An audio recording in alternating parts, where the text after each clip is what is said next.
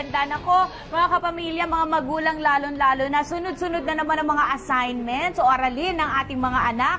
At para maging magaan sa kanila ang pag-aaral, alam niyo ba may mga paraan para ma-develop ang kanilang learning skills? May tinatawag na learning styles na angkop sa mga bata para mas madaling ma-absorb ang mga lessons at mga eksperto dyan ay si Ms. Rowena Amati, Chief Executive ng Galileo. Hi, Hello. Rowena! At good morning. Kasama rin natin si Teacher Beth para nagtuturo Hello, sa mga Teacher bata. Beth. Alam mo, Rowena, sa akin, Ariel, napakaswerte ng mga kabataan ngayon dahil maraming mga material na pwede nilang gamitin at makagamit din naman ng mga magulang para sa pagsuporta ng kanilang pag-aaral. Diba? Teaching aids. Oo.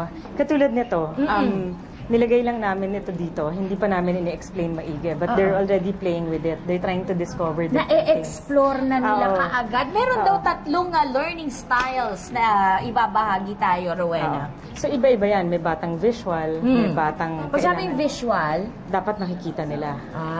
katulad nito. Magaling sila sa mga, Oo. sa mga arts, mga painting, sculpture, ganyan. Kasi yung iba naman, kailangan naririnig nila. Naririnig. Oo, Okay. yung iba naman, kailangan they write it down. So, may paper and pencil. Gaya namin, mga musician, kailangan naririnig namin. So, pag kailangan musiko lahat ka. yun nagagawa Ganun, nila para matutunan nila yung isang bagay. Gaano ka-importante itong mga pundasyon na ito, Rowena? Kailangan alam yan na nagtuturo sa kanila. Of course, yung mga magulang hindi naman very clear yun. Pero at least dapat alam nila na iba-iba yung way na matuto ang bawat isang bata. May bata gusto sulat ng sulat. May bata gusto nila talagang nahahawakan nila. Kasi lalo na yung preschool age, for them to understand the concept of number 1, kailangan may hawak silang isang object. Isang piraso. Pagkatapos, pag number 2, Number 2, dalawa. Kasi dati tinuturuan natin sila, o sige, count anak, 1, 2, 3, 4, 5, hanggang 10. Kung minsan nagugulat ka, bakit 1 pa lang yung pinapakita mo, nasa 2 na siya. Kasi hindi niya naiintindihan yun. Oo. Pero pag nakikita talaga nila, alam nila kung ano yung 1. Pag naintindihan na nila maigi yung concept, mas madaling mo ituro yung abstract na 1, 2, 3, up to 10. yung approach, kasi depende daw sa edad ng bata at depende rin sa edad kung anong gustong ma-develop. Tama ba yan? Yes, oo. So studies have been made since the past at saka studies are still being made.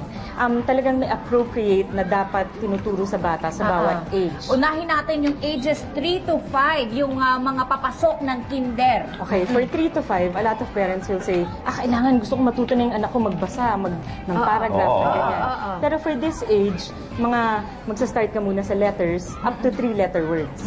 So that, ituturo mo Huwag bibiglain. Huwag mong bibiglain. At saka, ganun pa man, meron mga standard, pero depende pa rin dun sa readiness ng bata. Bakit hindi pwedeng biglain?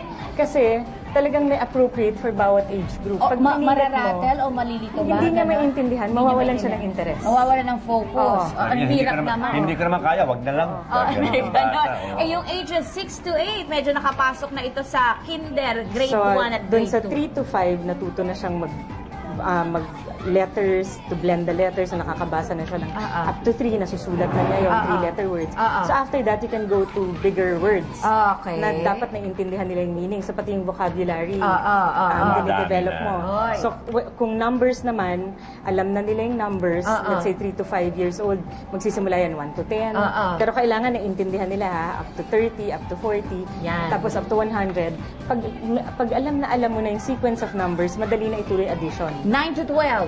9 to 12, ayan na, pwede nang pagsama-samahin yung 4 operations. Dito ba yung pwede na silang bayaan, gumawa ng sarili nilang mga assignment? Tingin-tingin ka na lang? Oo, usually, ang sinasabi namin sa parents, pag preschool up to grade 4, kailangan tutok ka talaga.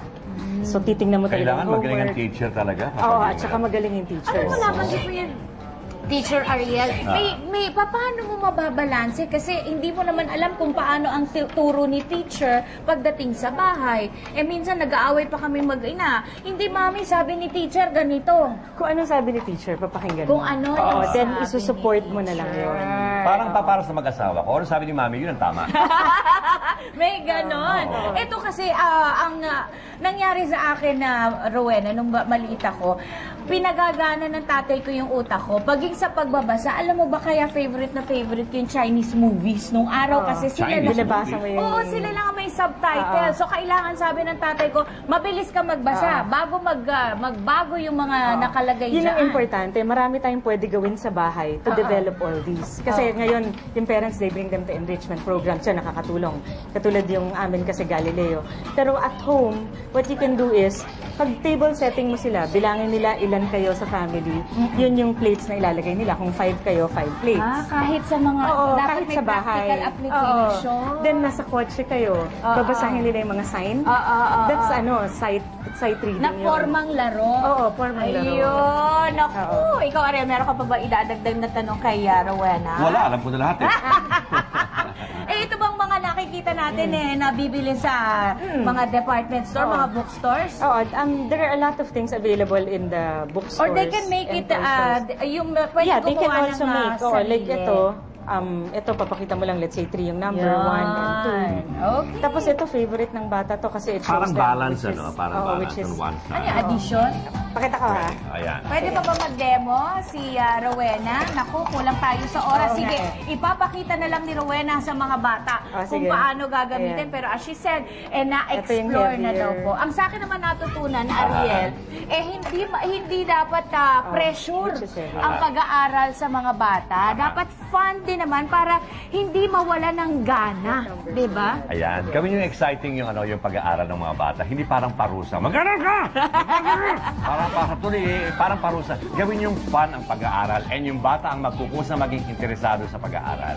Napag-uusapan din lang ang mga pag-aaral para mas maging ganado sa pagpasok ang mga bata sa Navotas Elementary School Central na mahagi si Andre ng kaunting tulong. Alamin natin ang detalye nito mula kina Andre at Venus.